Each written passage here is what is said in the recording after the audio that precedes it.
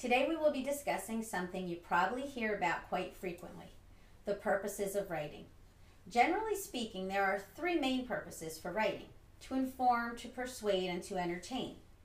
If you simply read a piece and really listen, it's not very hard to identify them. Writing to inform is just that. The purpose is to give you some kind of information. Writing to persuade means that you are trying to convince someone to think or feel a certain way or to do a certain thing. And of course, writing to entertain is, well, a piece written to entertain you. The good news is you don't have to pick just one when you write. In fact, when I write the Nicky 5th chapter book series, I don't use one purpose. I don't use two purposes. I actually use all three purposes. It's true.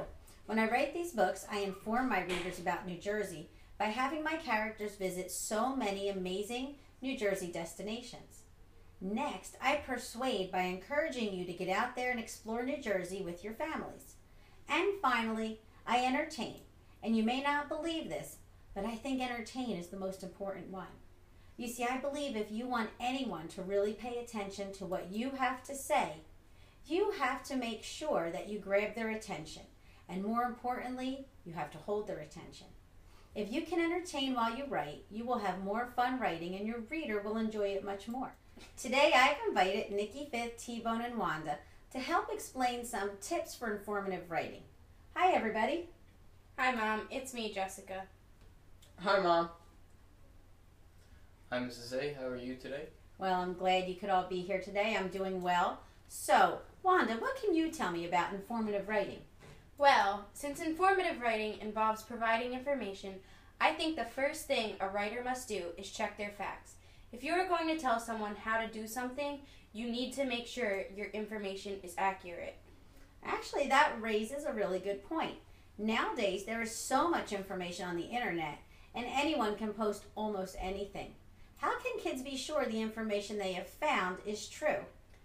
Well, there are a couple of ways. First, listen to the information. Does it sound right? If not, there's a chance it is misinformation. Next, try more than one source. If you are interested in learning how many miles of beaches New Jersey enjoys, don't accept the first answer. Find one or two more sources that agree. If it's information you know from personal experience, it is always good to double check with someone to make sure you're not leaving something important out. You know what? That is excellent advice. What else have you got? Put your information in logical order. Always assume your reader has no experience in what you're writing about.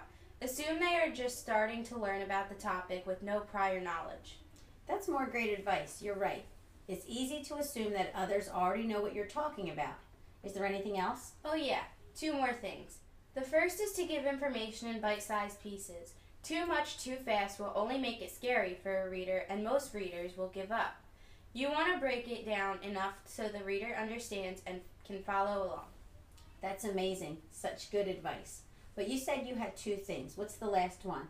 Oh, that's easy. Don't be afraid to add humor. It's so important to make informative writing enjoyable.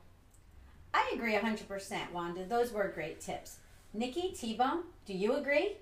I agree.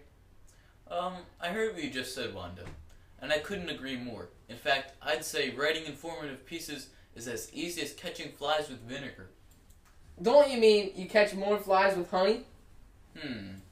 Honey. I never thought about using honey. My uncle always catches flies with vinegar. He does it all the time. Well, thank you, T-Bone, I think. So anyway, whether you are writing instructions, a recipe, delivering news, or explaining something complicated, whatever the topic of your informative writing, use Wanda's tips and readers will thank you. From Nicky 5th, T-Bone, Wanda, and myself, we'd like to thank you for joining us and wish you happy writing.